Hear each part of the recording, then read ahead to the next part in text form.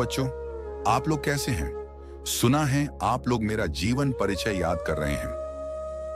अब मेरा जीवन परिचय है तो मैं ही बता देता हूं। तो बच्चों, मैं आधुनिक हिंदी साहित्य की श्रेष्ठ प्रतिभा हूं। द्विवेदी युग का मैंने स्थूल और इतिवृत्तात्मक कविता धारा को सूक्ष्म भाव, सौंदर्य एवं रमणीयता से परिपूर्ण कर मैंने नवयुग का सूत्रपात किया।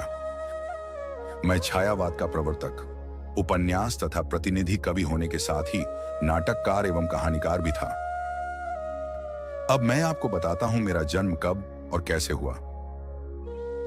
तो बच्चों, मेरा जन्म 30 जनवरी 1889 में काशी के सुंघनी साहू नामक एक प्रसिद्ध वैश्य परिवार में हुआ था। मेरे पिता का नाम देवी प्रसाद और मेरी माता का नाम मुन्नी देवी था। मेरे पिता तंबाकू के प्रसिद्ध व्यापारी थे, लेकिन मैं जब 12 वर्ष का था तभी मेरे पिताजी की मृत्यु हो गई। मुझे बहुत दुख हुआ, लेकिन कुछ ही वर्ष बाद मेरी माता और मेरा भाई का भी देहांत हो गया, जिससे मेरे जीवन में बहुत दुखी था।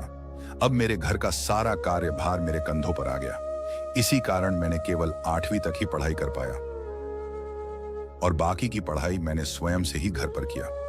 मैंने खुद से ही हिंदी, अंग्रेजी, उर्दू, फारसी, संस्कृत की शिक्षा ली और मैंने वेद, पुराण, इतिहास, साहित्य और दर्शन शास्त्र का गहन अध्ययन किया।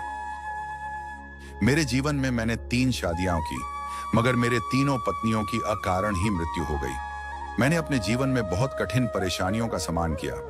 इन सब के बावजूद भी मैं छायावादी युग के प्रमुख कवियों में से एक था। मैंने अपने जीवन में कभी हार नहीं मानी। और बच्चों, आप भी कभी हार मत मानना और हर परिस्थितियों का सामना करना। मैंने भी ऐसा ही किया। सारी परिस्थितियों को मात देकर मैंने चित्रधारा, कानन कुसुम, झरना, लहर, प्रेम पथिक, आंसू, कमायानी आदि मेरी प्रमुख काव्य कृति हैं। मेरी कमायानी हिंदी काव्य का गौरव ग्रंथ है।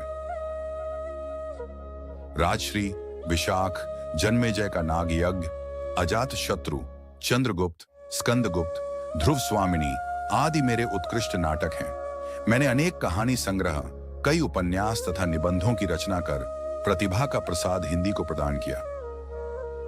लेकिन मेरी परिस्थितियों के कारण मेरी चिंताएं बढ़ती गईं और मेरी चिंताओं के कारण मेरे शरीर पर बहुत बुरा प्रभाव पड़ा, जिसके कारण मैं एल हिंदी का महान कहानीकार, नाटककार और उपन्यासकार जयशंकर प्रसाद 14 जनवरी 1937 ईस्वी को मेरा देहांत हो गया।